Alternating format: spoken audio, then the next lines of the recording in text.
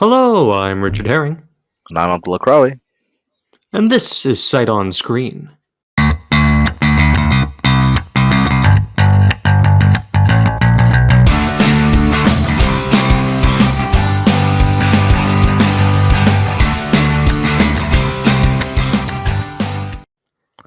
So, different. We're doing something different again. Again, yeah, this quarantine hasn't really left a lot to really sink our Work teeth in with. terms of new releases. No, but I mean, if the news is to believe, we're us and everybody else just keeps waiting for that to change. Oh yeah, no, we're always right around the corner for going back to normalcy. Just so close. All right, so today I think the movie Tenet by both Tenet. of our favorite directors, Christopher Nolan, Yep, is absolutely. releasing sometime this year. It's a little unsure if because it was slated for summer this year, and then there isn't any official news that I know of that's been pushed. But The only thing that's been said is that Warner Brothers is not going to let this one slip by. They are just clutching themselves, hoping this thing's going to get a full release because they are planning this thing to be the biggest moneymaker of the year. yeah, and considering the track record that Nolan has, it's not that far fetched. No, it's going to be the highest budgeted original film ever once it gets released. Yeah, true. Everything But else yeah, of that budget has been some kind of sequel or in-universe thing. yeah, like the $300 million debacle that was the Justice League movie. Wow, that thing I is know, it's a insane. piece of shit. It's not even counting the marketing budget. That's just the budget that it cost to just produce. Yeah, I think I think it took about $100 million to just get Jason Momoa going. Oh yeah, Oh my because you god. can imagine like he did it, and then everybody burst out laughing. So they had to reset, and they had to do it again. And then Momoa looked himself in the mirror long and hard and thought, "They're not paying me enough to do this." Yeah. Oh, speaking of which, there's some Hmm. huge news that just got released, What? and it's What is probably this? gonna make this the ultimate cut even more attractive for next year. The Snyder cut of the Justice League just got announced. No, Yeah, you it's gonna got be to be releasing on kidding me. HBO Max, either in a Oh, episodic fashion or as a full 4-hour cut for next year. It's slated for oh, sometime next year.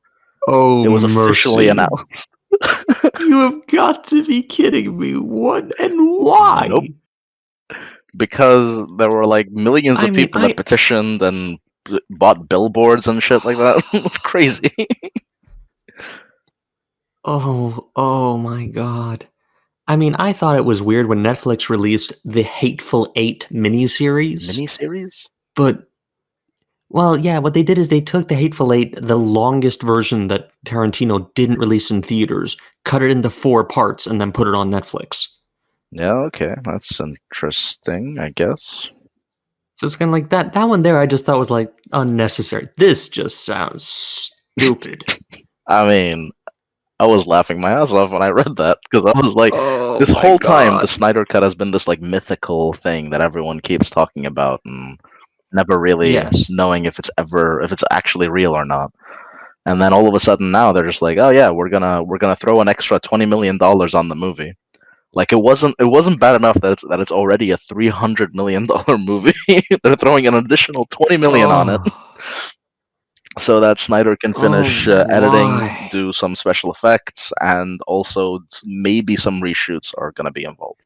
Okay, can we all just take a moment here and appreciate that someone's taking someone for a ride, and I don't know which side it is. I am fairly certain that Snyder is taking everyone for a ride. I think Snyder is just cackling to himself somewhere over the fact that they're going to pay him money to do this. I know, it's That's insane. just the craziest thing in After the kicking him world. off of the whole project for being too, Snydery, I guess. Yeah. they bring him back. They're like, here's an extra 20 million. Let's do this. I mean, he is also. I mean, Snyder. I don't want to get too into it, but Snyder does really have the air of douche, doesn't he? In an Yeah, interview, he doesn't yeah. come across very well. He He comes across as a guy who's very. He's an old hipster, if you will. he he comes across as someone who was very popular back in the frat house days. Exactly. Yeah, that's That's exactly what. his air. Hmm. And he's good at certain shots, but maybe not. Yeah. But you cannot compare him to someone like, say, Christopher Nolan, who we'll be talking about today. No, I mean Snyder is a commercial maker. He is the Michael Bay of modern time. Oh Whereas yeah, Nolan is kind of an animal unto himself. He kind of just hasn't followed anybody's rules. yeah, no, and I think, and we'll discuss why in a little bit, but I think Christopher Nolan will be put down in history as one of the greatest directors ever. Actually, he's going to Yeah, be up there with the likes of Kubrick and Tarkovsky and Scorsese and the yeah, but like. I mean, and I think that's the closest one you actually got right there is the Kubrick comparison, because he Yeah, isn't a Scorsese, he isn't a Tarantino. He is a very cerebral guy. He is much more a Kubrickian kind of director. yeah, and he has the same sort of anal retentiveness that Kubrick Mm-hmm. has, Yeah. whereas other directors might, for example, have second directors, I think they're called, that do Yes. these like sort Second of unit. other, yeah, second unit directors that do like pickup shots and that kind of stuff in movies. Uh, Yeah. he actually insists on being there at every single point and directing himself. Yeah, I mean, a second unit guy is usually the person who, anytime you see security footage in a film, anytime you see like spy cam footage of a street in Rome or something, that's a small crew, and the second unit director got put on a plane somewhere to record that. Yeah, like aerial shots, establishing shots, that kind of Yeah, stuff. all that kind of stuff. I mean, all everything that doesn't have to do with the main plot, main action, main stars. Hmm. The only other separation is when you have which is this is another thing that Nolan doesn't do, which is quite amazing, is he doesn't have an action director.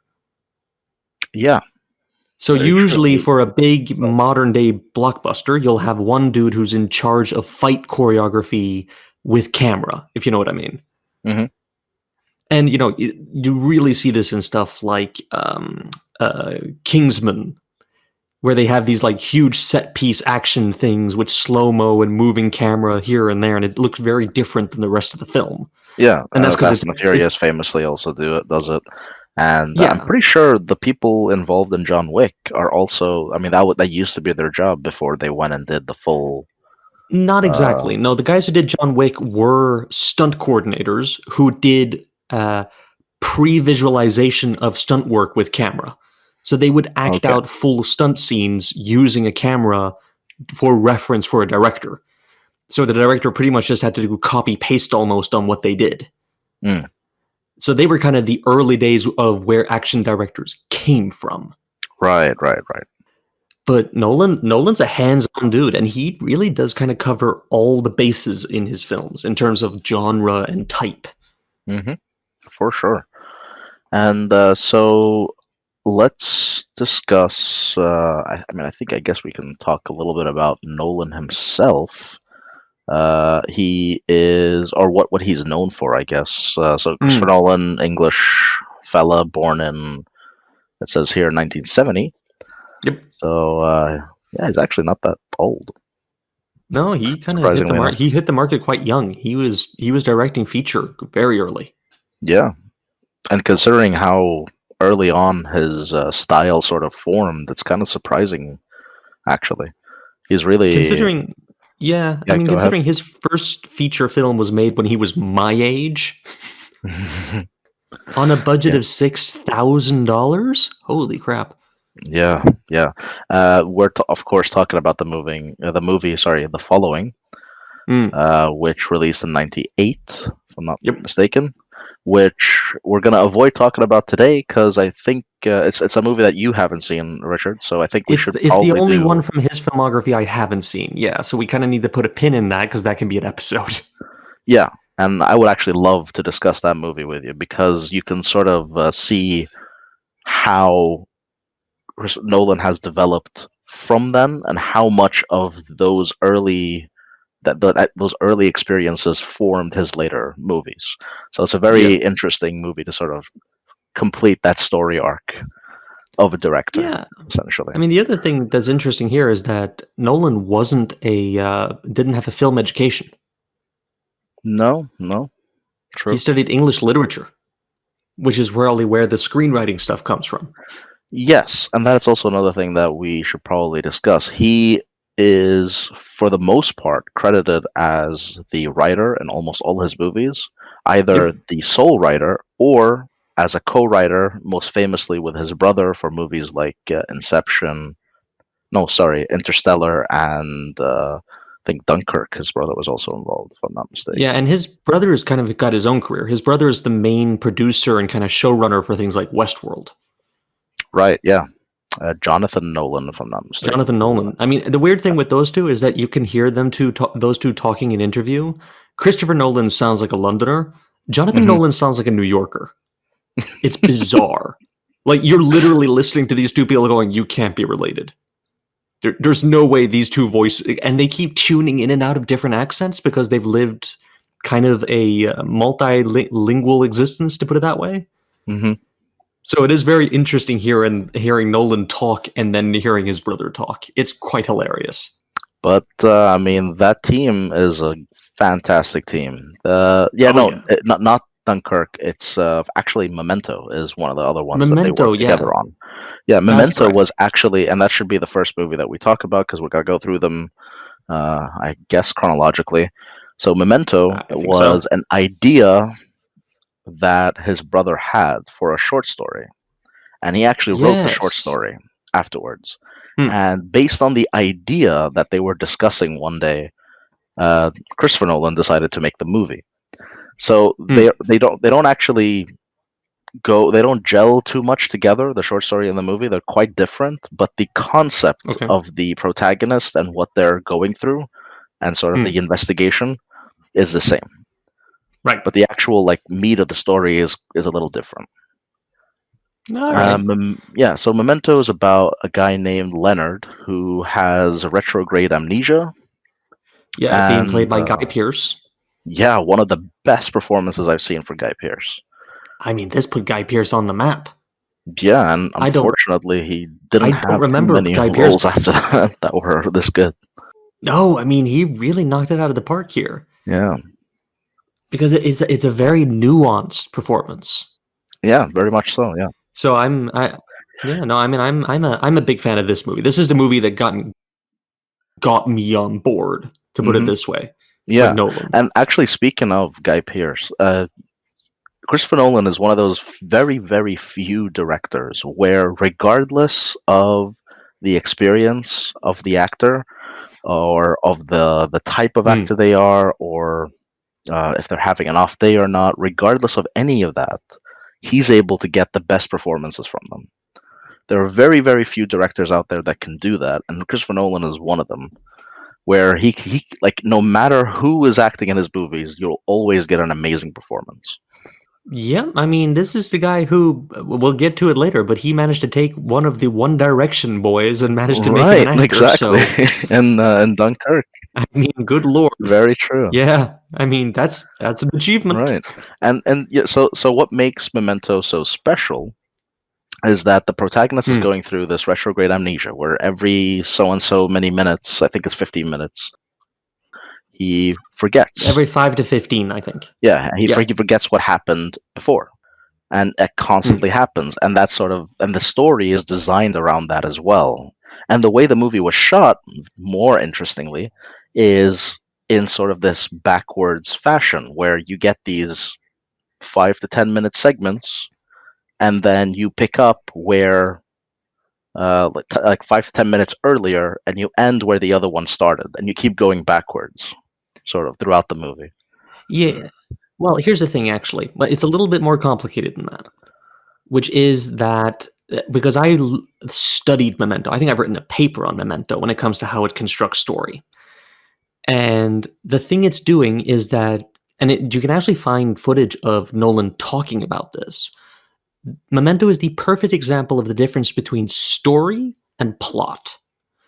Story is when you tell what is happening in a film from beginning to end chronologically as according to the character. Plot is how that story is presented to the audience. It is the filter by which the story is constructed on screen. So, for example, when you have in a screenplay, they drive from place A to place B, and you cut out that scene from the actual film because it's assumed they got from A to B somehow, that's a plot decision. Now, Memento, you have two types of scenes. You have color and black and white. Mhm. The colored sequence is exactly what you just said. It is the sequence of these guys' experience playing backwards, with each scene going in a reverse chronological order. The black and white Correct. scenes is interspersed. So you have color, you have black and white, you have color, you have black and white. And the black and white scenes are moving progressively forward using both flashback storytelling and forward progressive story and going forward until they end at the point where the colored scenes begin. Correct. So it is an absolute unbelievable jigsaw in terms of trying to understand the full story from the film itself. Right, and Christopher Nolan as director is actually very known for making his movies or treading this incredibly fine line between high art and mainstream blockbuster, Yeah. where yes, he does these like really unique choices in how he tells a story. He chooses to do almost always very complex, plot-heavy movies, but through the use of visual storytelling and minimal expositions told by verbal cues, he's able to make them very understandable and very accessible to a lot of people. Yep. And it's very known about the whole circular storytelling, and that's sort of you can sort of see this happen in Memento right before your eyes as the colored and the black and white sequences sort of merge towards one, and you go back to where everything started essentially. Yeah, and I mean, the film makes itself understood. You can actually follow what's happening, even if you don't understand the system he's using to show it to you. Hmm. And I think He that's even mentions at one point, because I saw an interview with him. He mentioned that especially with Memento, the decision. So the movie opens in a scene that's actually played backwards. So all the other scenes of the movie is like a 5 to 10 minute sequence that that is played straight, but then the next sequence after the black and white scene starts 5 to 10 minutes before that, and it sort of goes in the, it's like you said, the reverse chronological order. But the yep. very very first scene of the movie, as you're getting sort of the title screen and the names of the actors and so on, is actually played backwards, and that was a decision that came Correct. very late in the process, in the editing process. It's also worth mentioning that Nolan is also very much involved in the editing process, which not all directors do, but Yeah. Nolan is one of those that sort of likes to be there as the editor is editing, so that they can maintain his vision. But yeah, Yeah, I so mean, I'm I'm not a sorry. believer in the no, no, sir. I'm not a believer in the auteur theory. I'm not entirely sure Nolan isn't because he seems to treat it that way. He Hmm. is there for every part of the filmmaking process. Yeah, and he makes it work. I wouldn't recommend everyone do it. Obviously, there's a lot of people that I think Snyder is a good example, where if they have too much Oh, control, oh, it doesn't always end well. But Nolan seems to be able to do this and pull it off quite incredibly, actually. So yeah, back to my point. So that scene, the mm, very very first scene of the movie, played backwards, was a late decision in the editing process, and it was put there so that the audience understands that this movie is going to move in a backwards direction. Essentially, it sort of puts the viewer in the mindset of, okay, so this is going to be playing backwards, and it makes it easier to digest that the other scenes are in the reverse chronological order. yeah, and I mean, it's also the fact. I mean, the whole point of the reason he structured the movie this way was because he wanted the audience to experience what the character of Guy Pearce was experiencing where they don't know the information preceding anything that's happening to them. Just like you had reverse retrograde amnesia. Hmm. Exactly. So I mean, I think that decision, it's a bold move. It's a very bold move, especially considering this was like his first step into the mainstream. That's it's kind of insane that he decided to do that. Yeah, I mean, it was a gamble. It was a straight up gamble, and he started, like we said, the following had $6,000. I'm trying to Hmm. find how much budget this thing had. Yeah, this one had a budget of 9 million. Wow, yeah, that's a huge jump, especially for '98. That's actually pretty big budget. Yeah, and it grossed 40 million. Yeah, I'm not surprised. I mean, good grief, that had to be something. That perked people up. Hmm. Right, and sort of talking a bit about like Nolan in his process. So, Oh, you were saying that he wants you to be in the mindset of the protagonist, and he does this in almost all of his movies, yeah. where you're very much focused on the perspective of your protagonist. Yeah, and Sorry. every time the character is going through something specific, it's never his main characters are never generic. There's always something specific happening to them or in their own heads that he's trying to give you access to. Hmm.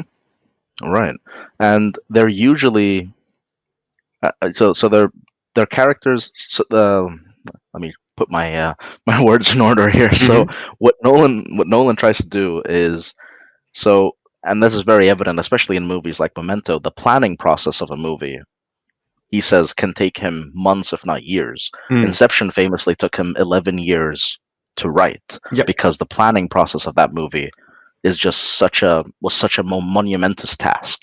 When he actually sits down to write the screenplay, he writes it in a chronological order as the movie is being seen by the audience. Hmm. And he does that on purpose so that when he actually tells the story, he tells it in a cohesive and in a way that's understandable for the audience. And he sort of tries to see it from their perspective, Yeah. No. or And should I say, from our perspective. yeah, and he does a really good job of it because, again, while very complicated, it doesn't have that pitfall of becoming incomprehensible. Yeah, actually, yeah, exactly right. And uh, f- his movies, surprisingly enough, especially considering how out there most of the plots of his movies are, surprisingly few plot holes. They're very, very well thought out when put to They're paper. very, yeah.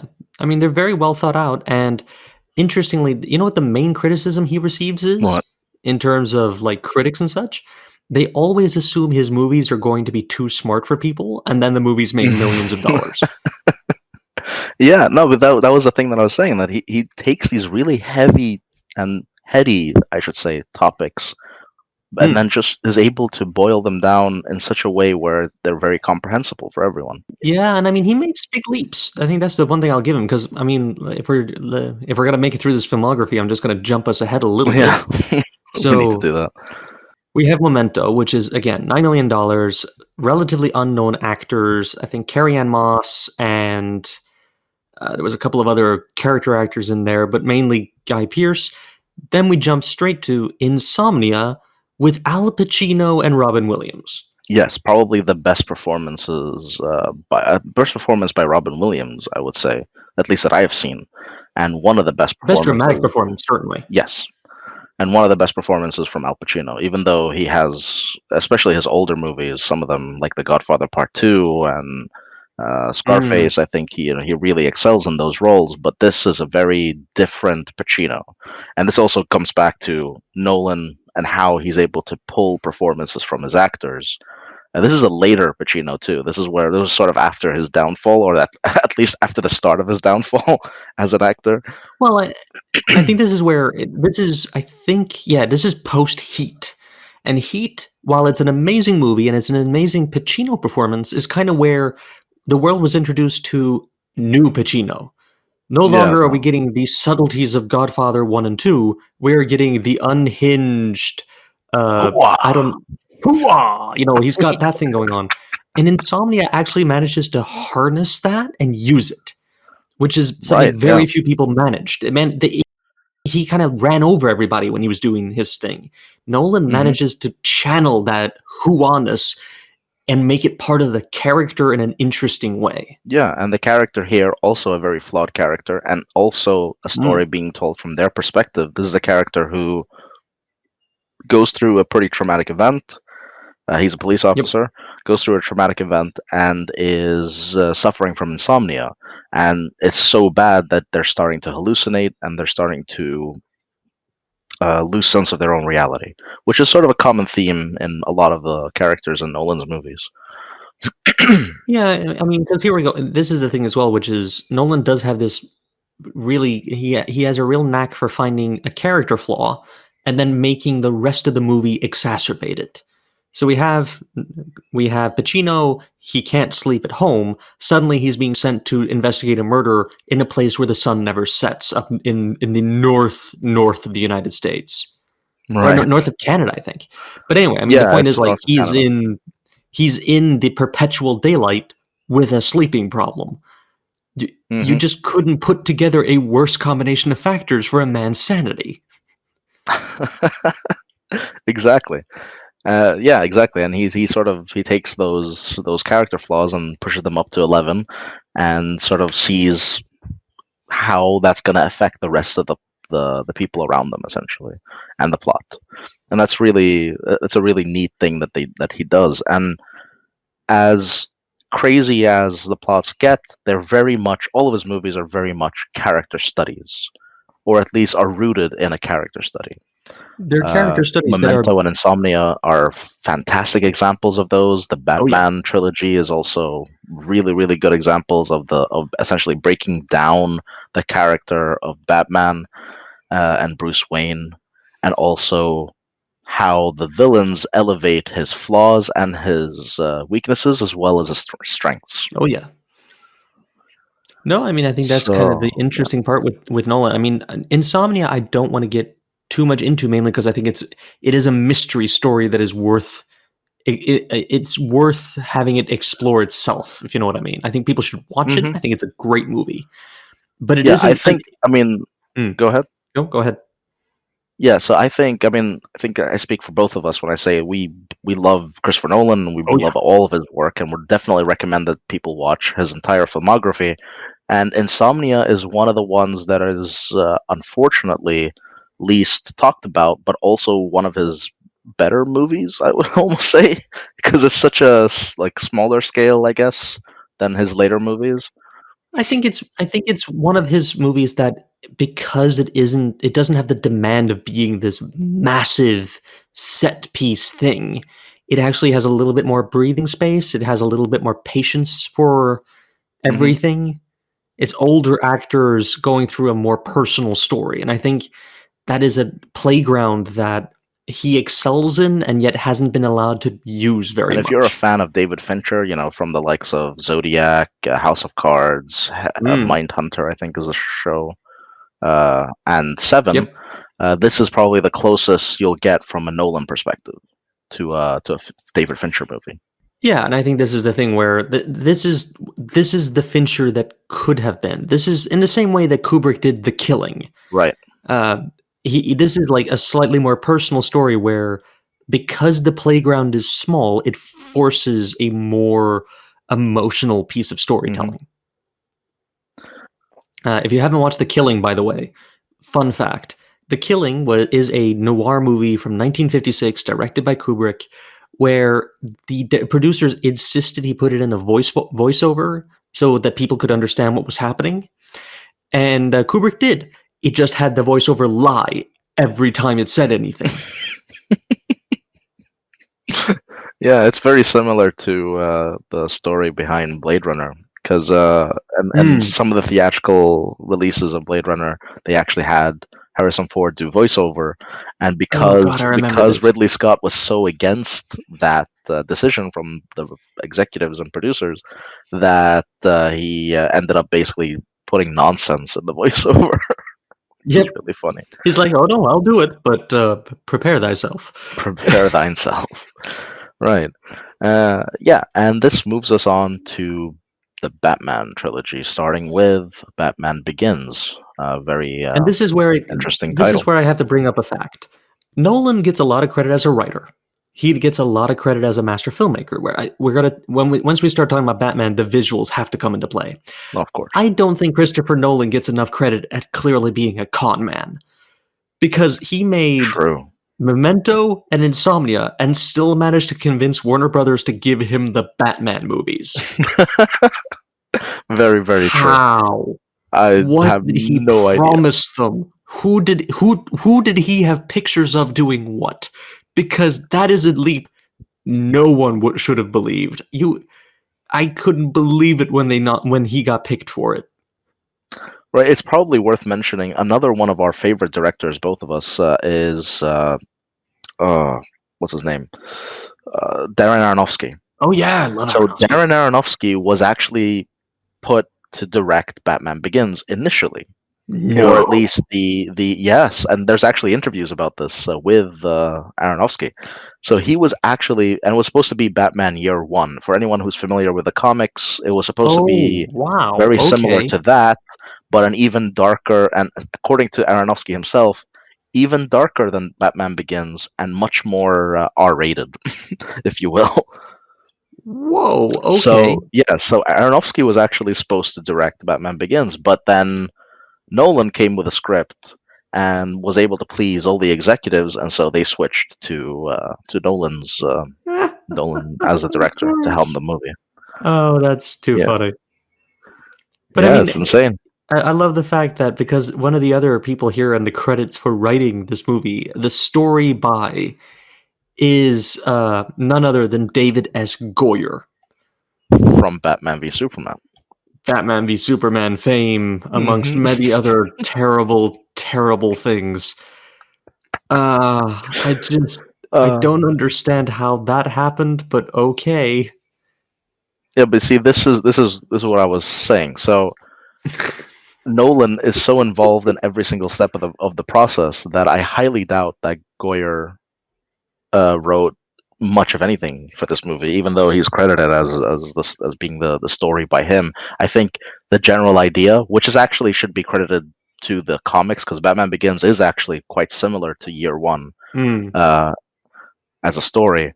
But yeah, so I think Goyer had the general idea, and then Nolan just went and said, "Great, I'm gonna do my own thing. I'm gonna redo all the stuff that you from your input." Let me give you some choice selections of David S. Goyer's IMDb page credits.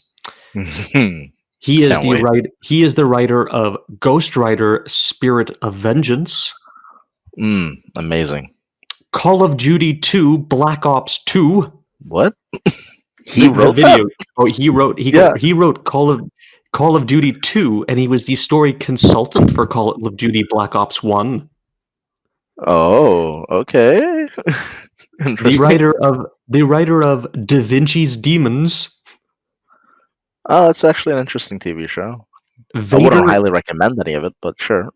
Vader Immortal, the Star Wars VR series. What? That exists? It does. Oh my god! Oh my god! Terminator: Dark Fate. He wrote Terminator Dark Fate. Oh no! I mean, that makes sense though. Considering that makes a lot of sense. Oh, I'm sorry. Shit! The Crow: City of Angels. Oh yeah, the second Crow movie. Yep. Amazing movie. Not really. It's actually a horrible, horrible movie. Don't watch it. But yeah. Oh, he's been announced. It's one of those hilariously funny. Oh, he's been announced as a writer of Hellraiser. Yeah, the new Hellraiser. They're rebooting Hellraiser. One thing that's really got me worried is that he's the writer for the Foundation Apple TV series. I was just looking at it. And that got me super worried, because I was already worried because Foundation is such a difficult set of books to adapt in the first place. I mean, we were already worried about it because of who was going to be directing that jackhat we found on one of the other episodes. Do you remember this? No, We were talking about I somebody don't who was remember. we were talking about someone connected to that sci-fi series, possibly, that looked Hmm. awful. I mean, it looks like it's going to be terrible. Oh yeah, Rupert Sanders. That's the That's one. Yes, right. From Ghost in the Shell. Yes. that's the He's one. directing Foundation. Oh, this is gonna Directed. be a shit show. Oh my god. Oh my god. Oh Goyer is writing no. and Rupert Sanders is directing. Oh, have mercy. Please, please. I mean, I hope I'll be pleasantly surprised, obviously, but I'm pretty sure it's gonna be a shit show. Yeah, I mean, for me though, Yeah. talking of pleasantly surprised, I have to say, Batman Begins, I did not go in with a lot of expectations because I don't think I had really I don't think a registered lot who of was people did either. directing. It's not I like think most people I'd didn't have seen. high expectations after Batman and Robin came out with Oh, Clooney. Yeah, and boy, I oh think people boy, had very very low expectations. yeah, it blew me away. Hmm. I'm telling you, I was on board. I'm sorry, I'm still reading through writing credits. He was the, the Oh, screenplay writer for Jumper. Remember Jumper? oh Remember that shit, the movie? teleporter movie. Yeah, Oh my with god, Anakin Skywalker. Anakin Skywalker, dude. Oh my god, that movie was. Yeah, What Hayden Christensen is his name. Hayden Christensen versus Samuel L. Jackson with a white afro. I remember Yes, this. yes, it's such a great movie. Oh my Oh, it god. was so bad. Oh, Who I was greenlit so. that piece of shit? I wonder. Why do these people keep getting jobs? They Because I guess shouldn't. these movies keep making money. I don't know, man. Like Alex Kurtzman and Goyer. Stop giving them work. Just Yeah, stop it. please. Just They love ruining shit. we really don't need this. Yeah, okay. I'm looking at it here. If you go to the writing credits on Batman Begins, Bob Hmm. Kane is the characters because he owns Batman or made Batman. Obviously, yeah. Then you have story by David S. Goyer, screenplay by Christopher Nolan and David S. Goyer. So it's a Yeah. quote unquote adapted screenplay. Hmm. And like I Oh told you, I no. guarantee you that Nolan probably changed everything about the Yep. story. And David S. But Goyer got a yes, paycheck, which is all he clearly cares about. So, of course, yeah. Jesus. man, that man is But a yeah. gun for So, hire. oh yeah. I mean, that's why he keeps getting work. Essentially, Yep. that's why. But yeah. So, What creative dignity? reminds me of the other asshole. What's his name? Not Kurtzman. No, well, never mind. Oh yeah, I know what you meant. The guy who was Yeah. wrapped up in the sexual assault scandal not too long ago. Which one? But yeah, no, I know what you mean. Yes. We're at that point, man. Right. So Batman Begins, because tangent aside, Yeah. tangent aside, Tangent side. We had to go we somewhere. had to go somewhere. So Batman Begins. I think this is the first time that Michael Caine is included in a Nolan movie, isn't it?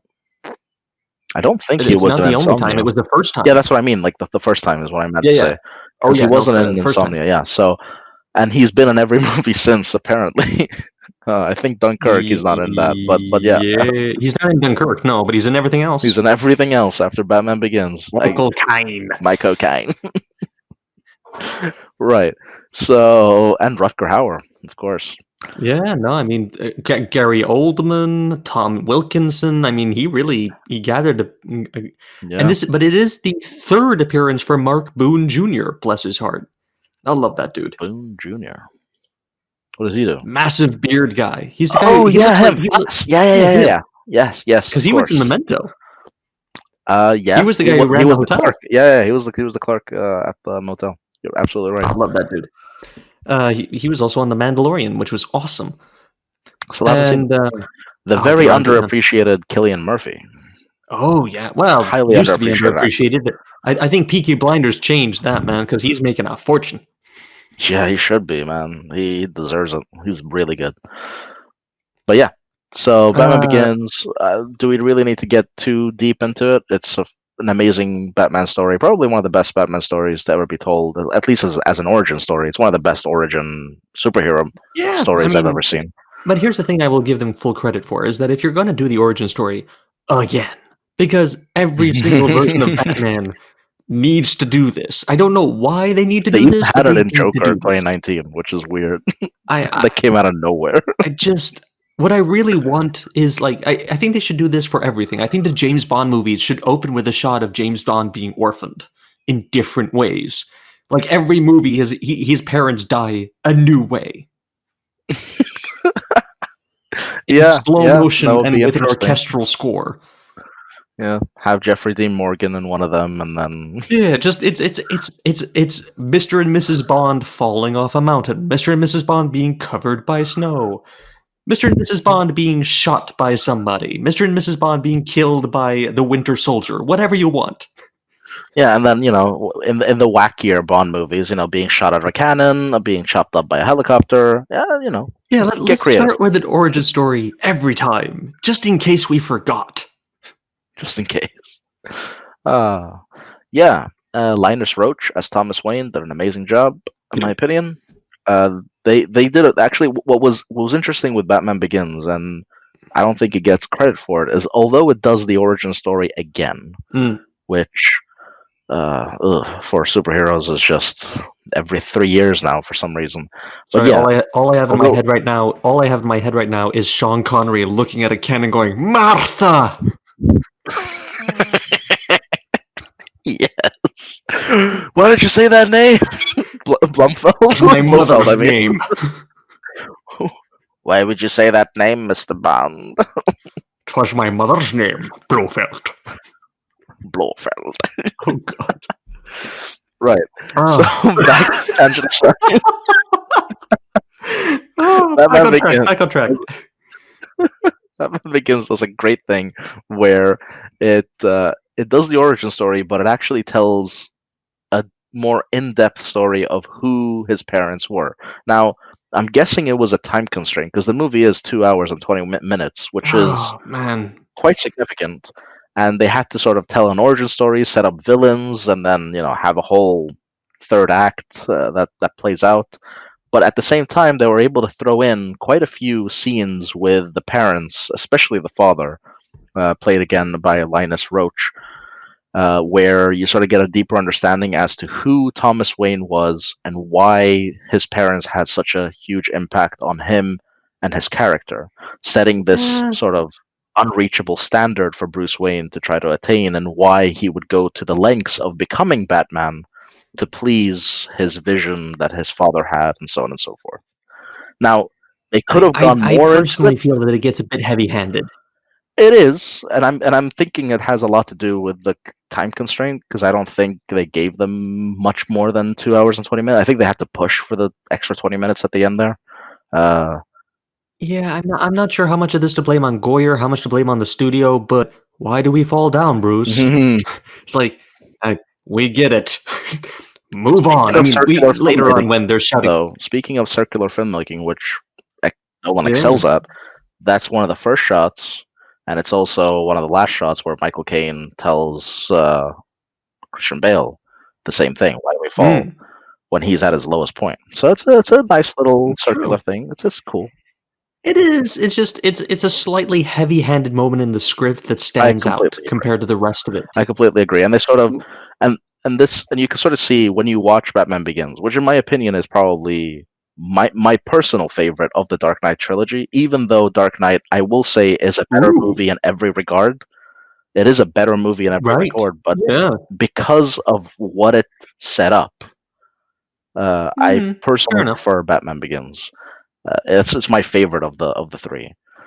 Yeah, But yeah, I'm gonna take a moment here because something needs to be mentioned because we haven't mentioned it so far. Because we've talked about the writing, we've talked about the con man. Boy, oh boy, is Batman Begins a flex for a first-time action director. I mean, good grief, this guy's showing off some cinematography. The shot oh with the yeah, bats coming down that hallway in the police station are taken straight out of the unbelievable. comic book, by the way. Speaking of Gear Yeah, I One, yeah, mean, but it's an he amazing shot. I completely really agree. he really just showed off, "Look, guys, look what I can do." It's also worth mentioning now that we're getting into the more budget-heavy movies that Christopher Nolan is one of the few directors that are working nowadays that still rely heavily on practical effects. He Yep. he tries to avoid CGI like the plague, and only uses it very sparingly. And one of the reasons why he mentions is because it, and I completely agree, is that it makes the movies more timeless. Hmm. Because CGI, obviously, as the years go by, they become more and more noticeable, and they kind of detract from the film experience. But practical effects always look good. And he's also one of the few directors still insisting on using film. True. He actually likes shooting on IMAX, Yeah, which no. is why most of his shots look so beautiful Yeah, I and mean, so there's crystal clear. there's good and bad for that. I mean, the one thing he has been given some criticism for, and it is visible in his movies occasionally. I was talking about how the fight cinematography. His actual fight scenes sometimes are a little lacking, mainly because when you shoot on film, you don't have the option to review footage, which means if he Hmm. didn't see something himself the first time round, it's just done now. Essentially, yeah. Yeah, you're right. So there's been a couple of moments where people have pointed out, like people in these big, like Gotham City fight scenes where people are just randomly falling down, apropos of Yeah, nothing. kind of like that Last Jedi fight scene, Oh which yeah, on first viewing looks amazing because it's just a spectacle. But then the minute you watch it again, you're just like, oh my god, what the hell is going on? Where there's did a that man. knife disappear? Yeah, Why, there's there's a why is there people that are just tripping over themselves? there's a man in the back doing some kind of invisible nunchuck routine, and we don't know why. Yeah, exactly. And yeah, it's also worth mentioning that, like you were saying, this is this first foray essentially into like a action blockbustery movie Yep. where you have a lot of fight choreography, and Batman Begins has falls into a few pitfalls that a lot of directors fall into, and Nolan was no exception. Although some people try to argue away the reasons for it, I think you like the shaky cam, Shaky the cam, the quick cutting. illegible yeah, the really quick cutting in the fight sequences kind of detracts away from the overall choreography. Now, some people claim that this was deliberate because it made the Batman seem more predatory and invisible, like coming from the dark or whatever. But that feels more like a cop out than anything. That feels a bit like a cop out, and I mean, I think the one thing we have to give credit to, and everyone's seen this, so I'm not going to feel bad about spoiling. When the big twist of your movie is that Ken Watanabe is actually Liam Neeson somehow, yeah. Yeah. Of Yep. all the twists he's pulled, that one slightly comes off shallow. Let's be clear. Yeah. Yeah, actually, funny you should mention twists because that is something that Nolan is actually kind of known for now. Oh yeah, He's the more successful Shyamalan, I would say, in that regard. yeah. He did what Shyamalan could not Yes. maintain that track record. Yeah, he did it like once or twice, and then woo, really fell off the deep Whoa. end. But no, Yeah, right into Nolan kind the of Avatar movie. right. Nolan kind of maintained the quality in his movies. So Absolutely. in between his Dark Knight movies, he threw in some curveballs here and there. Right Oh after Batman yeah, Begins, you have one of my all-time favorite movies, The Prestige, I love 2006. that movie. I love it. I Oh love it. my I god, love it. I love it so much. Every time I watch it, it's such an experience. Every single time. It's absolutely amazing. For anyone who hasn't seen The Prestige, by all means, do yourselves a favor and watch it. Not once, not twice, probably at least 5 times. It's an amazing movie. It's worth it. Yeah, you need to get on board with it. And this is one of those movies where most of the time, when a movie throws me a twist, I'll do what everyone else does. I'll just sit there going, "Huh, clever, well done." This thing here, it was like saw the raptor at the corner of my eye, and I just had to turn as it attacked me, going, "Clever Right, girl." I'm exactly. like, "Holy Mary, Exactly. Clever girl. boy, did this one take me for a ride." And what's amazing about this movie is that the more you see it, the more clues and the more little hints that you might have not Oh noticed the yeah, first time around become more visible. Uh, it is not a cheap twist. not a- It is all there if you look for it. and it's funny because I don't want to spoil the movie, but yeah, like Don't do it. from the first scene to the last scene, it's all there. You just need to you just need to watch carefully, I guess. Yeah, I mean, and this is the thing. The whole movie is based around magicians, Yeah. and the entire film is a magic trick, Yeah, which is exactly. It's an amazing thing. unbelievable. It was so that twist is so layered. It's an amazing amazing feat by Nolan.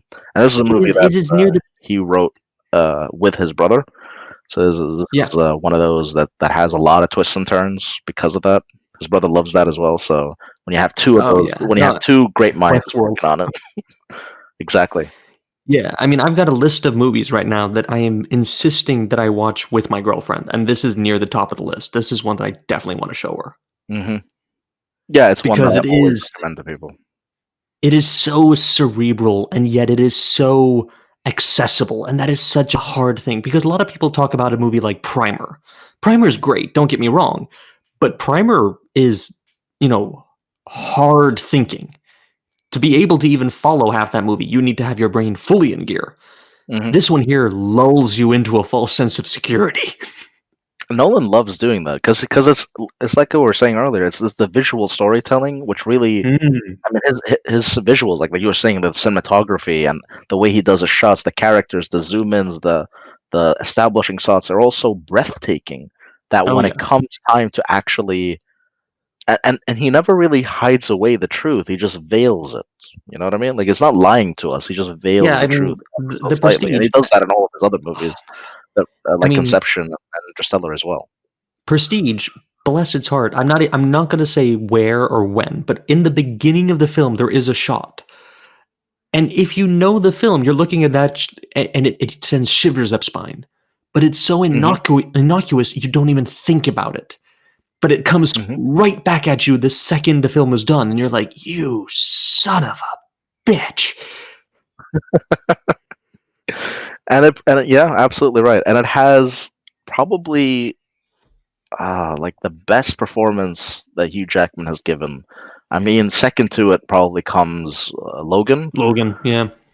Yeah, I think depending on what you're and looking for, Mount, this and Logan draw.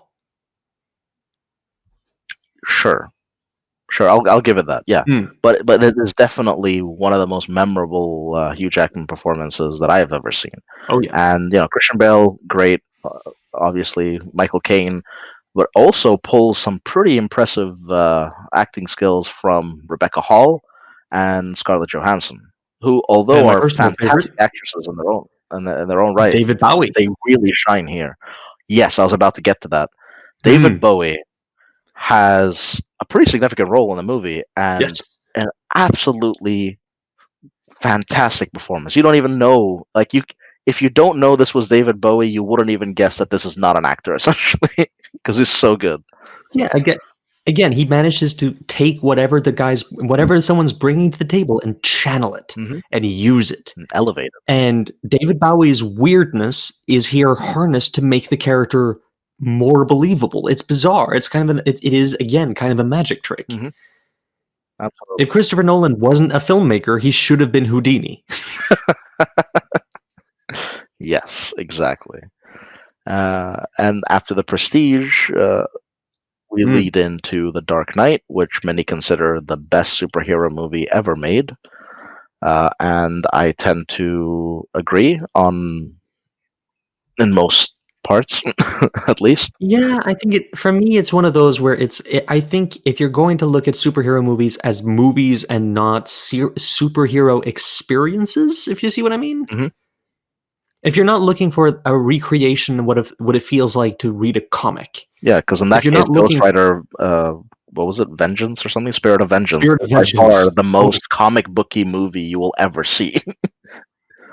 yep. There's certain scenes in that movie that are Straight out of almost a comic. beyond comic book. Exactly. But it's a shit movie. Oh, mercy. It's truly, truly terrible. Why? Some I of think the most Goyer's best work. I think the most expensive thing in that movie was flying Nicolas Cage to Romania.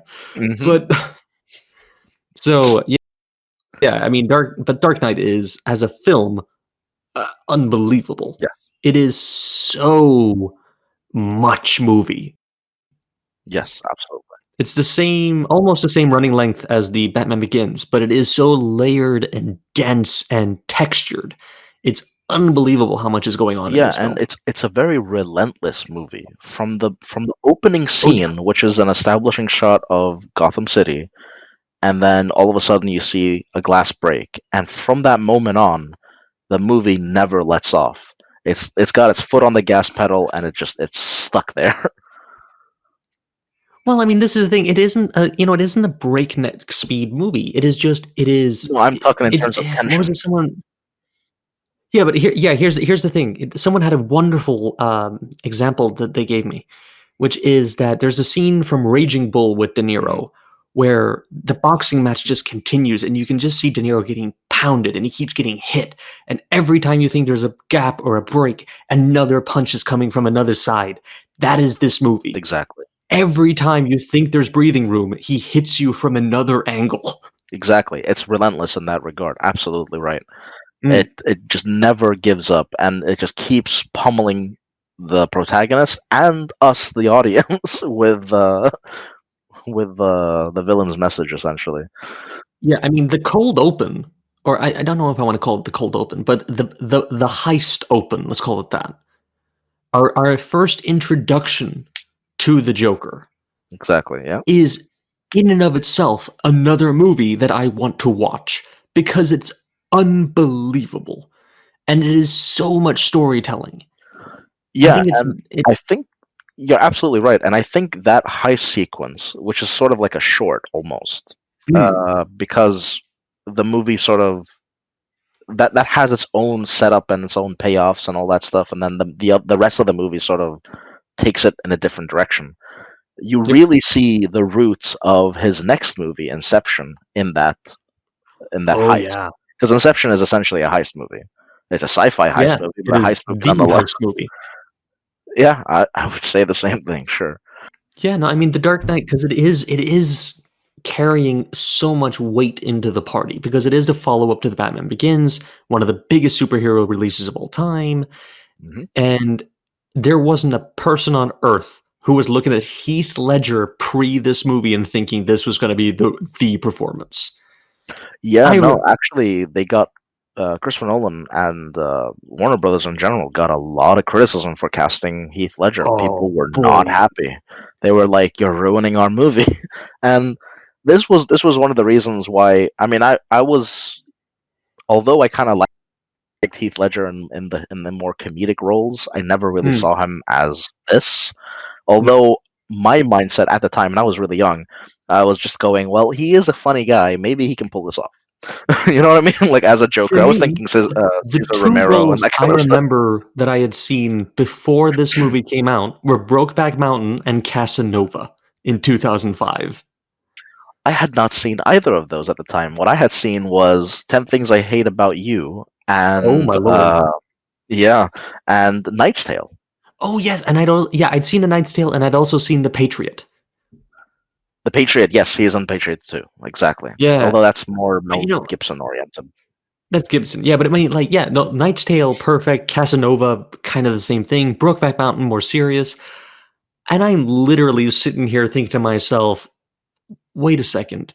You've taken the dude who is kind of a modern Michael Keaton and you've put him as the Joker character, not the Batman character. What are you doing? I mean, looking back at the 1989 Batman movie, Keaton would have done a Mm, great Joker. he would. Especially that one scene where he's like, "I want to get nuts. Let's get nuts." Oh my god. I love it. He is so weird in that movie. Oh, Michael Keaton, man. That's one of the Man, that guy reasons can. why I think Michael Keaton is my favorite live action portrayal of Bruce Wayne and Batman Oh no, altogether. I agree. Yeah, I have to agree. I think he does a better job of balancing that than Bale did, because I think yeah, Bale does a fantastic Batman. I think he does a weird Wayne. yeah. I mean, I would argue that. So for the Dark Knight movies, Bale Mm. does a brilliant job. But Yeah, no, I agree. as a character, if we're just exploring the character in their entirety, um, like I wouldn't put Michael Keaton in the Dark Knight. I wouldn't. It wouldn't work. Would Essentially, Oh my god. It would be a very You wanna get different movie. you wanna get nuts? And then Joker just goes, "Yes," and shoots him. Exactly. uh, which kind of what happened in '89. But anyways, Hmm, um, true, actually. yeah, actually, he takes out the ridiculous gun and shoots him in the in the chest. But yeah, I think yeah. So Michael Keaton wouldn't work in these movies, at least not the Mm, character. But as a nope. character of Bruce Wayne slash Batman, the Keaton portrayal is the one that I think is the one that resonates the most with me. Is the one that's the Yeah. most memorable of all the live action performances.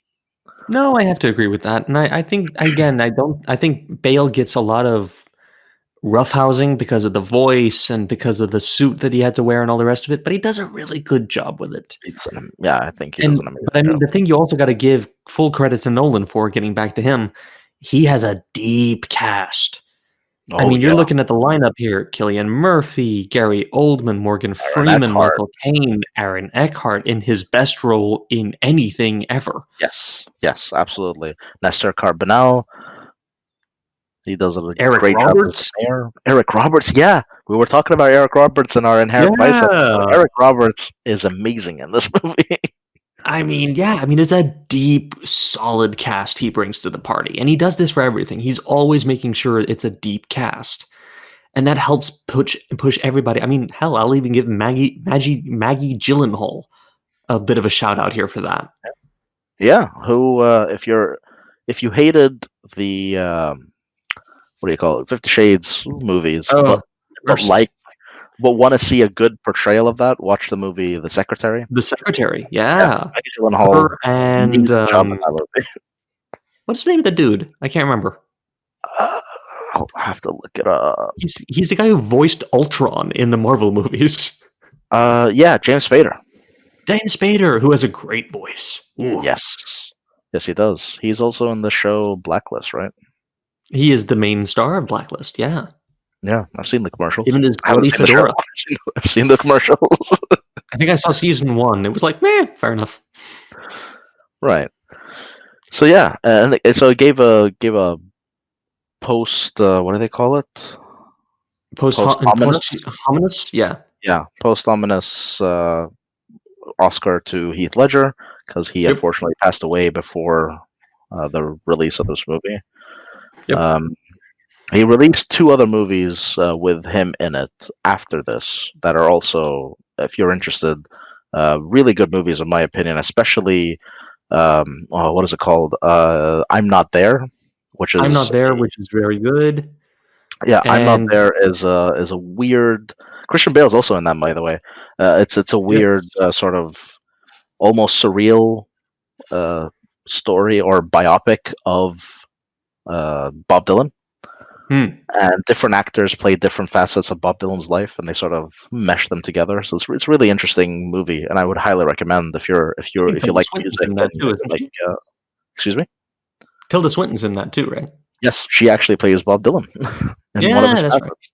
Yeah, And and then he's the next movie, oh, sorry, go. yeah the Imaginarium of Dr. Parnassus, Yes, which which began as originally just a Heath Ledger project, which then turned into several actors playing him because he died in production. yes, he passed away in production, and so you have actors like Johnny Depp and Dustin Hoffman, I believe. did he do it? Didn't he? I'm Uh, pretty sure he did. I'm pretty sure he's in there somewhere. I mean, the thing I will yeah. give credit to is that, from what I've understood from some kind of news source, is that all of these actors stepped in to, save this production by playing the character, but none of them took higher than standard union fare. hmm Yeah, no. Here I go. So Johnny Depp, Jude Law, Mm, Colin Farrell yep. all stepped in to fulfill the Oh, role right. of And yeah, because Dustin Hoffman was already in the film as the older version of the character or something like that. yeah, something like that. But yeah, no, all those three actors took only union pay, so they all got paid the same as like the extras did because they Yeah, no, because they didn't want to it was a profit off really it. yeah, it was a really nice homage to Ledger, and although the movie, we can, I don't know, have you seen it? No. I never We, did. we, we might do an episode on it at one point. It's an Yeah. interesting movie for sure. Okay. But it's more an homage to Ledger than anything else, and it's sort Fair of a enough. really beautiful way of sort of sending almost like a thank you to the Yeah. Honoring his actor. memory. Exactly. That's what Mm. I was looking for. Thank you. And this leads us in, like we were saying, to Inception, which is Oh, the heist movie. I Inception. love this movie so much. Oh yes, it is. It's really hard to have favorites in Nolan's repertoire because he has all of his movies are so great. But yeah, Mm. Insomnia obviously underrated, so I highly recommend. Mhm. Memento, one of like the best breakout movies you'll ever see for a director. Yeah, just an awesome kind of like what you can do with what you have kind of Exactly. movies. But his movies that came after, so in between the Dark Knight movies, The Prestige after Batman Mm. Begins, Inception after The Dark Knight, and Interstellar after Dark Knight Rises, Mm. all those three are I hold those very dearly to my heart. And Inception is obviously one of the top ones, I should say, of the three. Oh, no, I mean, Inception blew me away because Inception is Dark Knight money being used to explore Christopher Nolan's mind, and what an interesting place it is. Yes, like we mentioned earlier, this movie, according to Nolan, took him no, sorry, 11 years to write. 11 years, Yeah, yeah. and he's the sole writer, unlike Prestige, where it's him and his brother. The same with Yep. Dark Knight. So they kicked Goyer out and they put Nolan's brother in, which was a Wise which move. was a mighty wise move. This is a solo Christopher Nolan writing credit, and by God, Mm. does he do an amazing job. I mean, let's also give him, like, full credit for saving Leonardo DiCaprio from, from falling into the fate of having no career. So Well, actually, before this movie, so DiCaprio had obviously a big sort of what do you call it? Like a oh slump. yeah, a slump. It kind of happened after the rise of Titanic. He released very Mm. few big movies at the time. I think Gangs of New York was the biggest one, Yep. but all these movies didn't really catch on uh, until Oh, you no. have Shutter Shutter Island. Island. Yeah, so you have Mhm. you have him. He never really went completely obscure. Because he Right. was Gangs of New York, Catch Me If You Can, which I love. I love that movie. It's such a good Yep, movie. I agree. I have One to of the agree. best Tom Hanks movies as well, Oh, and love it. and one of the best DiCaprio performances, I have to say as well. As Frank Aviator, Abagnale Jr., real dude. yes, Aviator, which is a really really good biopic on Howard Hughes. Oh, yeah. It's alright. Departed, though, is Departed is awesome. is great. It's 2006, really good Yep. movie. But he had a relatively smaller role because it's like a ensemble cast of you had Marky Yeah, Mark he's Wahlberg. still one He of the is the leads. lead, I would say. Yeah, sure, he is the lead. But you have also Jack Nicholson, Matt Damon, Yeah. Mark Wahlberg, Mm. and many many others.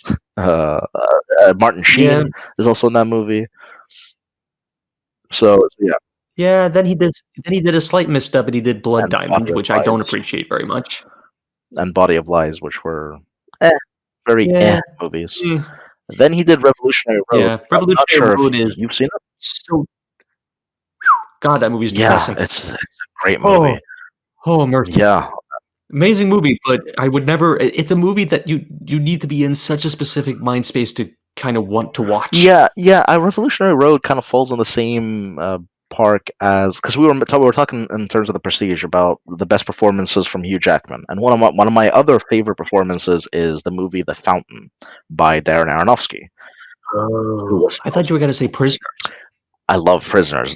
I Yeah, but we'll again, get it. same We'll thing. get into that in a later time. But the Fountain, that's sort of the same thing. Actually, yeah, the Prisoners too, where it's a movie that's so macabre and depressing because it deals with some Yeah, really heavy subject matters. Like the Fountain yeah, is essentially very.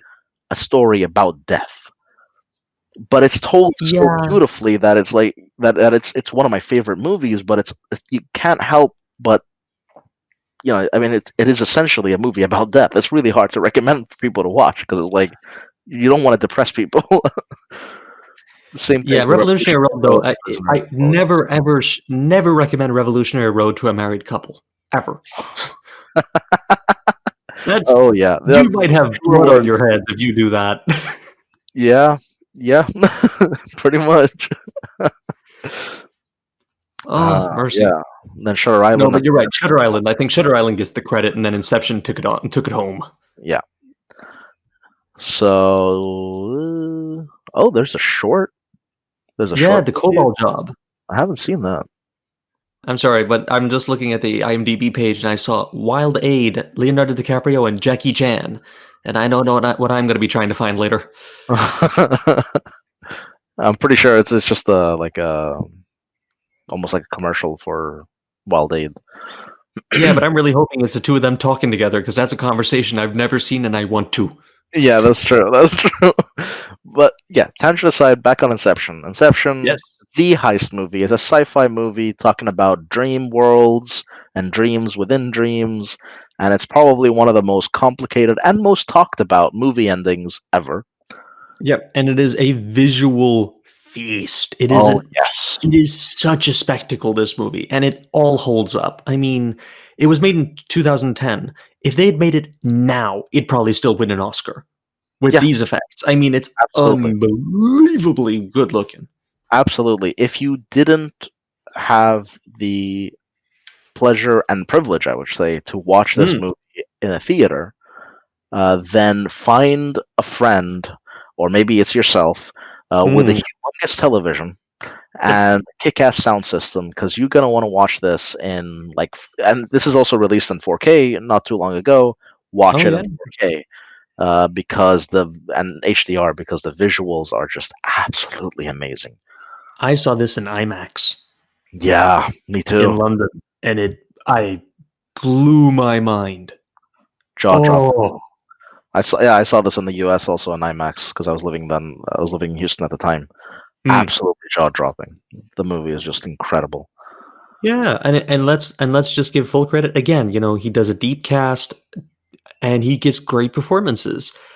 Some of these people didn't need the help. You have Tom Berenger, you have Cillian Murphy, you have Ken Watanabe, Tom Hardy. These guys are great. You managed to get a solid lead performance out of Ellen Page. Well done to you, sir. Hey, Juno. She did pretty good on Juno. Yeah, but you know what I Yeah, mean? Like I a know. different. That's why I said like a solid leading role, Yeah. not a lighthearted nothing. Yeah, no. Yeah, Joseph Gordon-Levitt. Absolutely love that actor. He's Oh great in yeah, almost everything he does. But yeah. Looper, Um, excuse me? Looper, Looper? great movie. Yeah, Looper and Mm. oh no, he's in a lot of things. He's in that biking movie, which is really cool. 500 Days of Summer, which I love. Oh my god, yeah, yeah, yeah. Don Juan and the little cancer Don Juan, 50-50 with Seth Rogen. Pretty good movie. 50/50. Yeah, Yeah, yeah, I yeah. remember that. And he did Snowden, which was really good. If you're into political, I haven't watched it. I like political dramas, so Oh, fair so I enough. really enjoyed Snowden. But yeah, so yeah, this is the quintessential heist movie. If you like heist movies, Yeah, if you like what is it called, the score or those kinds of things, this is definitely Sneakers. you what? Movie called Sneakers with Robert Redford. Fantastic heist movie. I don't think I've seen that one. I Oh love my Robert god, get Redford, around to it, man. so I might have to. But yes, and Robert Redford versus Ben Kingsley. Come on. oh really? I love both of those. Yeah, That's amazing. All right, I have to watch it. We have to watch it's this. awesome. It has who's in it? It's got James Earl Jones in Oh it. my god! Uh, it's just I think I'm trying to remember who else is in it, but it's an awesome cast. Anyway, moving on. And this is the movie that sort of introduced me to Marion Cotillard. Oh Who yeah, she's great in she's this. she's amazing, and I mean, watching her filmography after this, uh, Mm, she's amazing in almost all of her movies. But yeah, yes, pretty this much. pretty much introduced me to her, and she's fantastic. Absolutely, highly recommend this movie. And praise to all the actors involved. Yeah, this is one of those we're just gonna just say watch it. Yes, Don't bother listening to us. Just watch the damn thing. exactly. Get to it. And after a short hiatus, Mhm. and actually, so it's worth mentioning. So Nolan started in '98 with the movie Following, and had Yes. his big break in 2000 with Memento. But Yep. in the past 20 years, he's only released how many is it? 1, 2, 3, 4, 5, 6, 7, 8, 9, 10. 10 movies. He has a 10 movie, and he will be releasing his 11th now. I'm talking about feature length movies. So Oh 10 yeah. feature length movies, releasing his 11th hopefully this year with Tenant. Yep. So he doesn't have a very huge filmography, but all of his movies have been huge successes. Oh yeah. No, he's been knocking it out of the park every single time, Exactly. which is impressive. Very, very impressive. Okay, so And Dark Knight so, Rises. yes, after a short hiatus from 2010 to 2013, Dark Knight Rises gets released, which is the conclusion to the Dark Knight trilogy. I don't hate this movie as much as other people. I actually really, really like it. I think Eh, it's a good end to the story.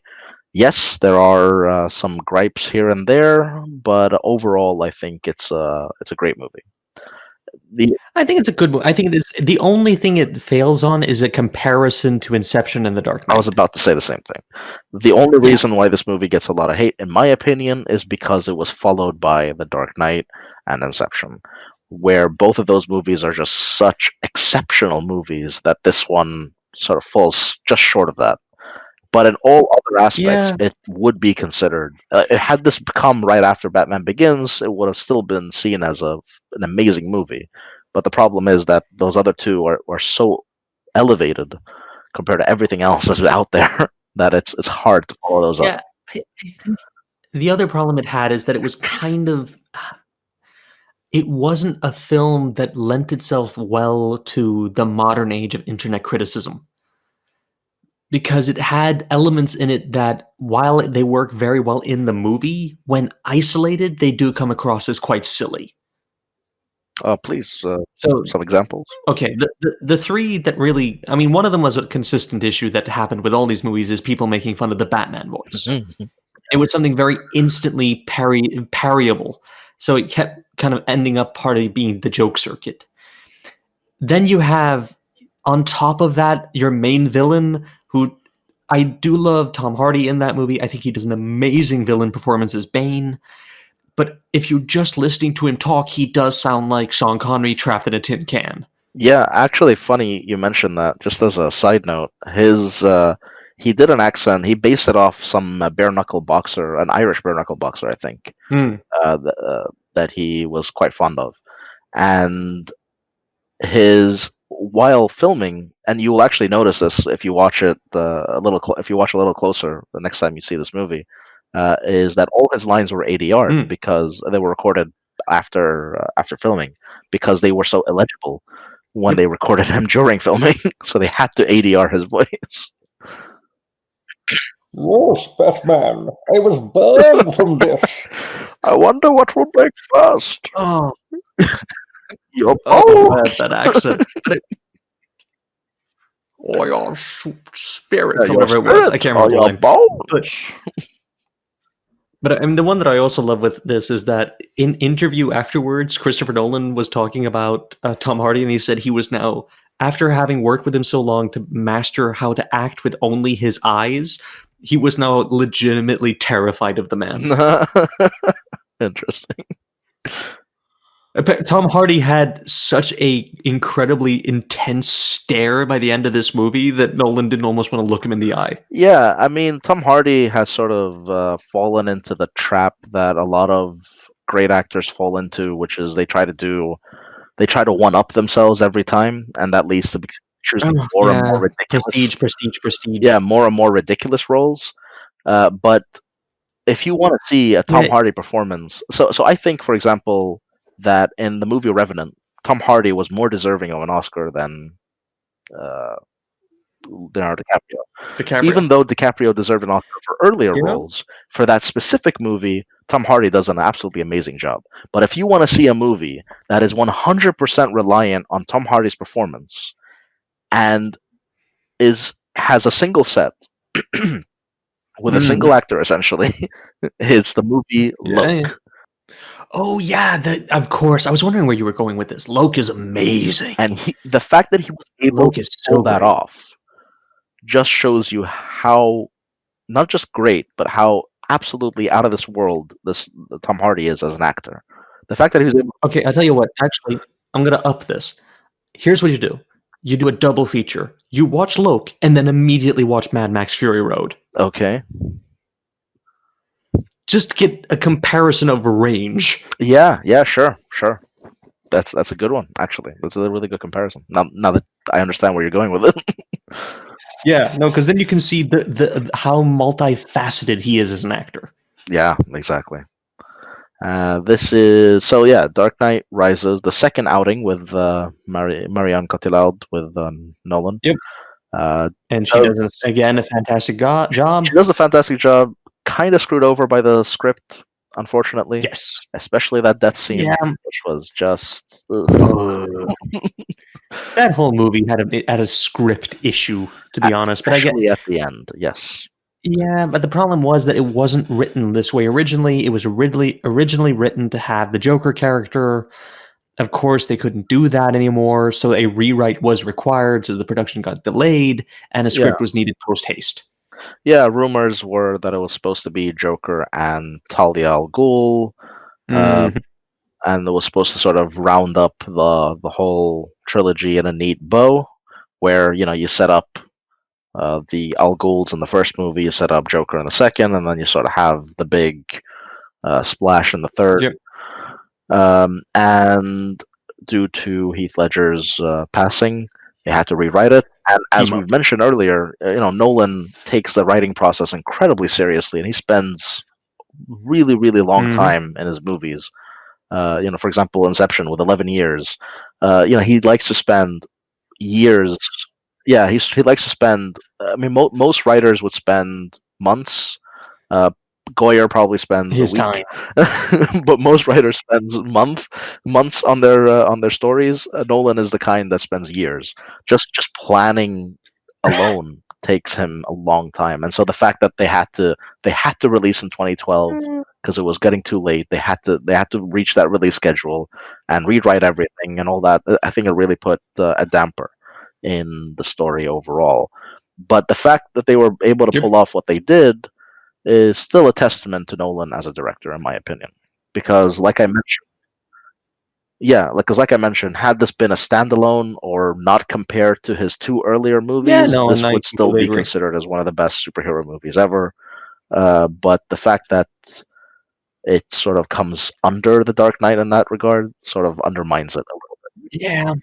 Yeah, it's still a really good film. I think the action set pieces are great. I think they actually improved a lot of the fight choreography for this movie.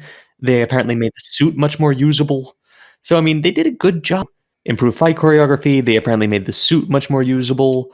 And yeah, I think it is a good film. It just suffers from comparison. Yeah. And this leads us pretty nicely into his next movie, which came out 2 years after The Dark Knight Rises, which was Interstellar. Interstellar, probably my favorite or second favorite sci-fi movie. It's hard comparing it to 2001: A Space Odyssey. Yeah, and it's kind of where the comparison has to go. I am not as huge a fan of this one as you are. I do really like it. I think it's great. I just think it gets a bit. The ending for me has issues. I agree. And I think for me, that kind of undercuts the rest of the movie to the degree that it actually, like, you're watching the movie, and it's there, and then it kind of just right at the last moment drops a couple of ranks. Yeah, no, I completely agree. I also have two complaints with the movie. One being the overemphasis of love being sort of this almost metaphysical thing. Yeah, and the ending. I completely agree that it's sort of you had this really interesting mystery and this really awesome story and a very impactful emotionally and also physically, but then it doesn't quite reach a satisfying ending in that regard. I think it tried too hard to go for the Hollywood happy ending, and that sort of undermined what they were building towards. Well, the story goes that what actually happened is that this was a story and a film originally written to be directed by Steven Spielberg, Makes sense? which somehow ended up in the hands of the Nolans. And the problem is that Steven Spielberg is the heartstring specialist. Mhm. I'm not entirely sure I can guarantee that Christopher Nolan isn't just a supercomputer in a human flesh body. Does the man have a heart? Really? I don't Well, know. I'm not Well, sure. I will say that the one scene that is incredibly emotional. I mean, there are a lot of emotional scenes sprinkled throughout, but the one that gets, I think, the most like it's put in the limelight the most is the scene which is Mm, about halfway through the movie, where time dilation has caused several years to pass for some, while for his children, yeah, while this only being weeks, if not maybe months, for him. And just seeing that time passage and seeing sort of, despite trying to do the right thing, he's actually hurt the things that he was fighting for more, essentially. yes. And that sort of injustice is what causes that scene to be very memorable and very emotional. Um, but I think and I agree with you in that, then, that the other scenes don't quite live up to that particular one. Like that was yeah, it done just feels a well, but little bit the others, emotionally numb. yeah, And that for me is a big problem in a movie that is so, especially when you make the ending center so much about that emotion. yes, I completely agree. I think another good movie to sort of compare this to, and it also stars Matt Damon, because this stars Matt Damon Mm. as well, is The Martian, Oh, which yeah. is Good which is point. also so both Interstellar and The Martian, probably The Martian even more so, are very very science fact, uh, rather than science fiction, where a lot of the sciency things that you hear in Interstellar and hear and see in Interstellar and in The Martian are actually real. Probably The Martian even more so, because that's something that's actually possible, and scientists have confirmed. Yeah, no, I mean, the thing that the one great fact about Interstellar is that when you see the black hole in the movie, because of course there's a black hole, Why that wouldn't is an there be? actual supercomputer rendering, not an artistic impression. They Mhm. added a little bit of details, but when it created this weird halo effect, they took it to the physicist who wrote the kind of the paper that they based the model off, and he took one look at it and he thought, "Holy Christ, I never thought that would happen." Yeah, and then now, yeah, absolutely right. And now, years later, we Yeah, have an actual image of a black hole, and it looks incredibly similar. yeah, they did a They really did good a really job. good job building that model. Yeah, no, I mean, I love stuff like that. But again, for me, that movie, I like it. I think it's just fine. It just isn't quite there with the rest of like the Prestige or Inception. Yeah, no, I can see that. I see where you're getting at. Now, again, when you hear us talk ill of some of his movies, just know that if any of these movies are just standalone and compared to every other director, will still be considered masterpieces. I think. Oh yeah, no, I think you would completely. agree. No, no, no, Yeah, utterly. it's just that compared to Nolan's other movies, because they're all so amazing, you are going to get some Hmm. nuances. And I completely agree with in terms of Interstellar, where it doesn't quite reach the heights of The Prestige and Inception, and it's the lowest of the three in my ranking, if you will. Uh, Yes. where I find it hard choosing between The Prestige and Inception, but I know for sure that Interstellar is below them both. Yes, I'll agree with that. I think I would put them exact same ranking. I think they're just all three are excellent movies. Two of them are clearly winners. One of them is just that little touch below. Mhm.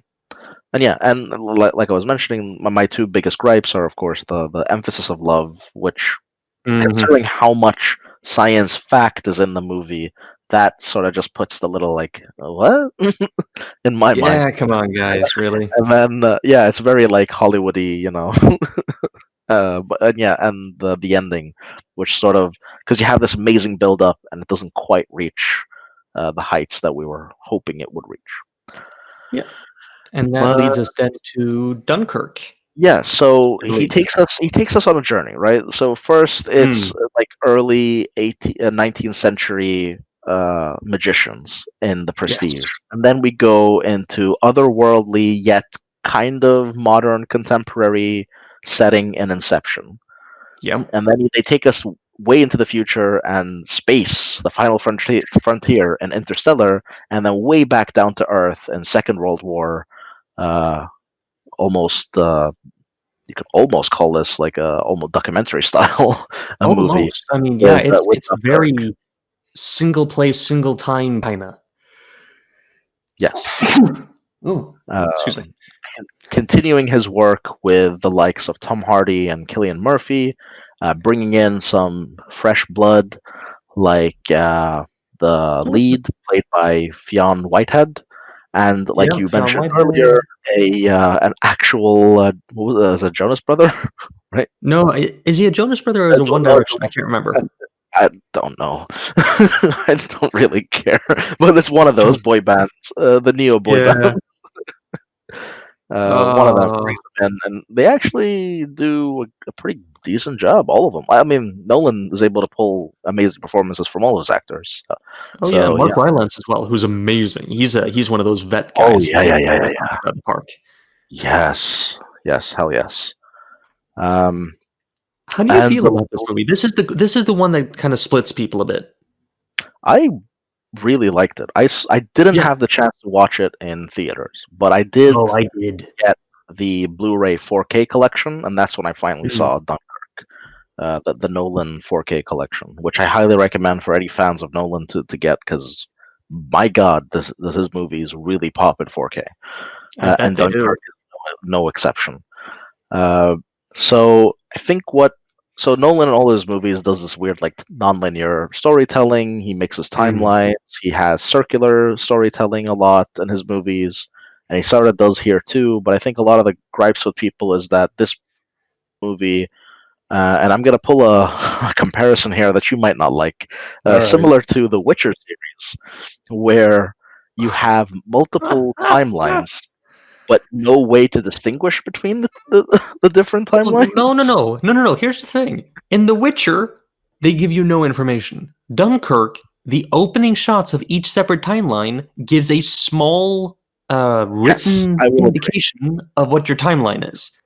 I will agree. Yeah, I forgot that. Yeah, but yeah, you're absolutely right. Where you're actually told what's happening.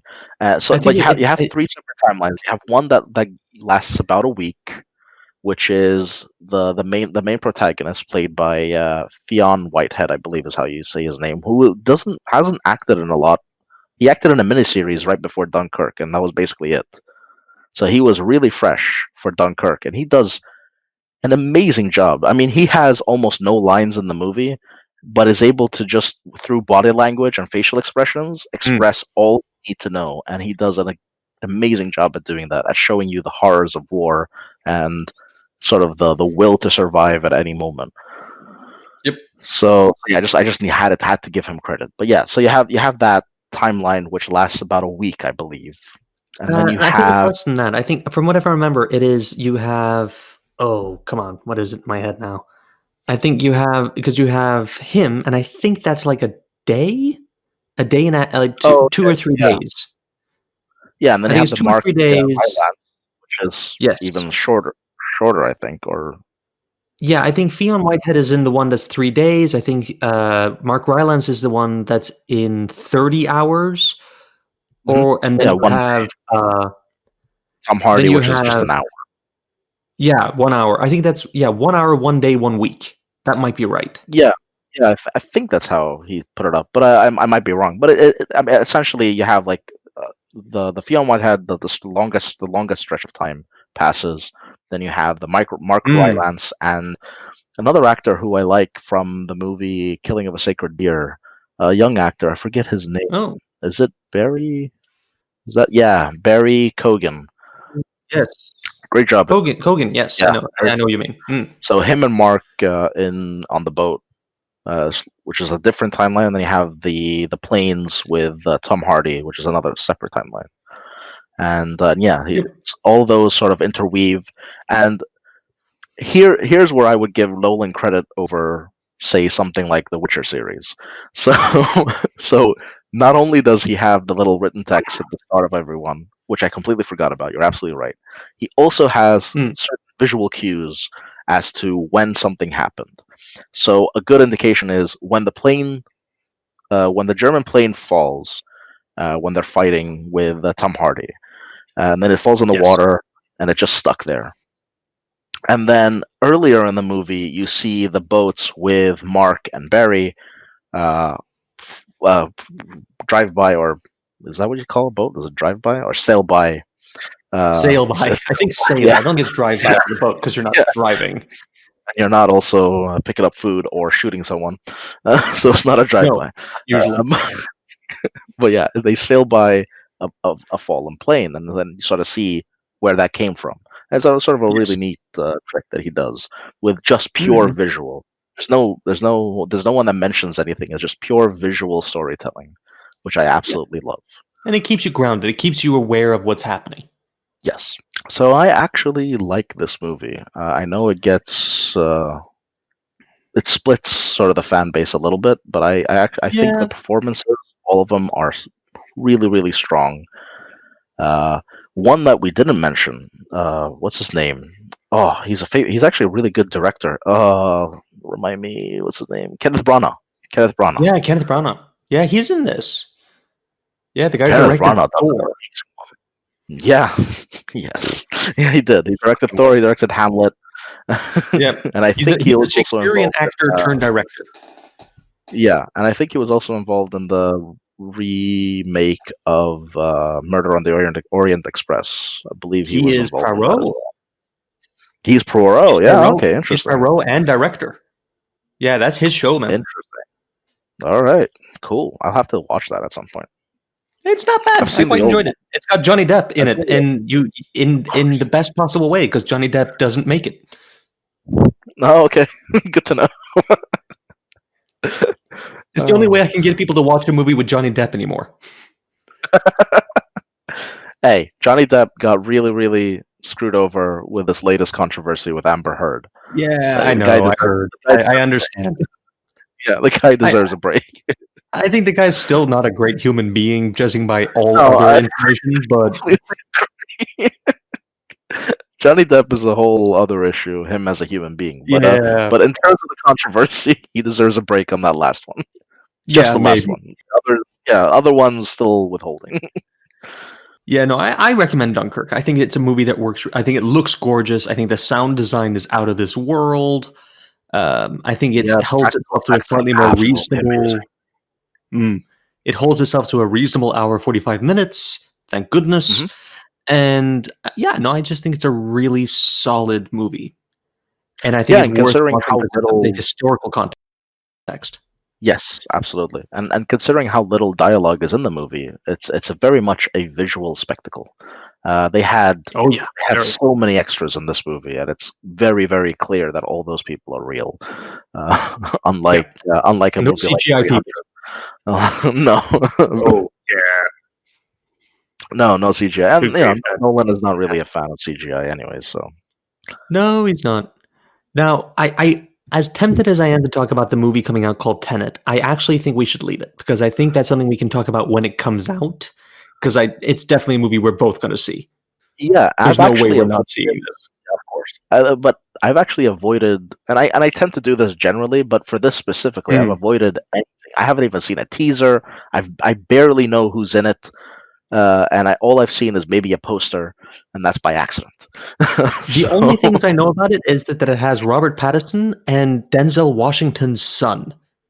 yeah, John David Washington. That's the one. That's the Yeah, only he thing I know was about this, really. recently. Wasn't he in Black Klansman? Black Klansman, yeah, he is the Yeah. guy who does the voice, and he was really good in Yes. that. Right. Exactly. Oh man, So I'm actually really good looking forward to roundup, man. Tenet.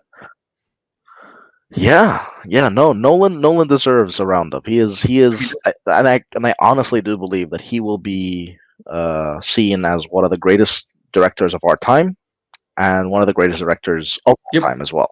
and he'll be up there with the likes of Yeah. Rick and Tarantino and Scorsese and the like. Has he won a best director yet? I can't remember. Don't think he has, to be honest. I don't think he has. I wonder what he has to do it, because he must be losing his mind. Yeah. I mean, what he needs to commit some kind of blood sacrifice to the Academy gods or something, because clearly he needs all the help he can get. Yeah, I think the closest they got to winning awards is best screenplay for Memento. Oh my god! Which I don't know if they even won. But yeah, they got that at least. At least I know of the nomination. I'm not entirely sure if they won it or not.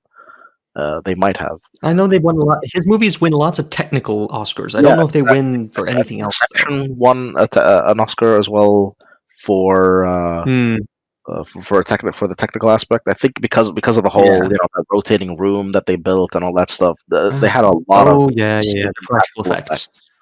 Absolutely insane practical effects. One thing I do want to mention in terms of Nolan and his way of directing is that a lot of directors, for example, will direct a scene. Let's say it's a conversation, and they'll just have a medium shot of one character and then another medium shot of the other, and they just switch back and forth as they're having a conversation.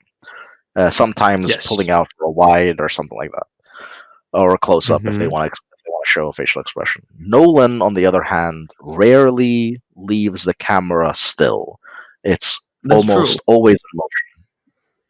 And very famously in movies like The Dark Knight, and also in a lot of his other movies like The Prestige and so on, where he does the rotating camera around the characters, like in the scene where he has the knife towards Maggie Gyllenhaal's face. Oh yeah, I remember this now. And the camera just keeps spinning around them. Or another scene from The Dark Knight where Batman, Aaron Eckhart, and Gordon, played by Gary Oldman, when all three of them are talking on the roof, and the camera keeps spinning in one direction, and then the minute a resolution occurs, it starts spinning in the other direction, which is a really neat directorial trick.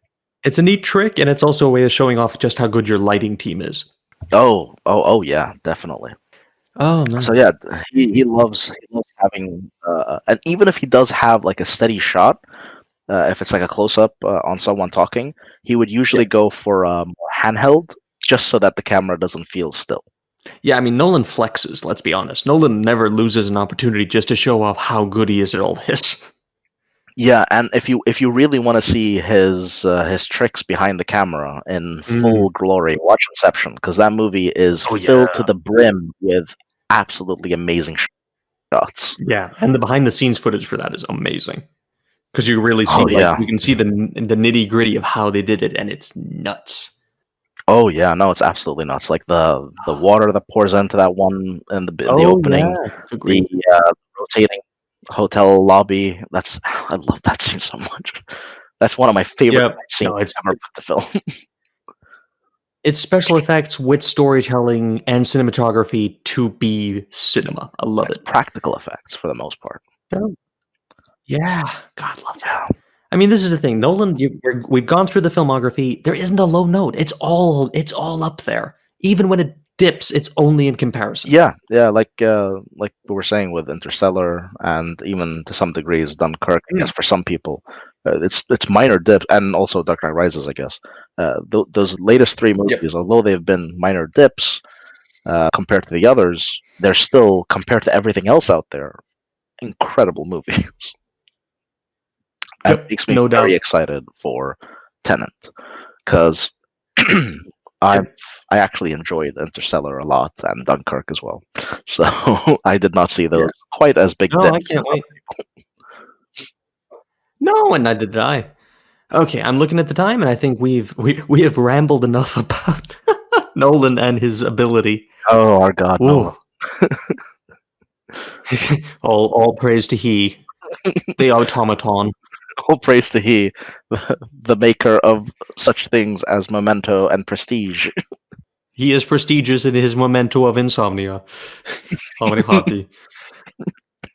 All right. So, if anyone has any other directors they would like us to look at, please send us a mail at sightonscreen@gmail.com.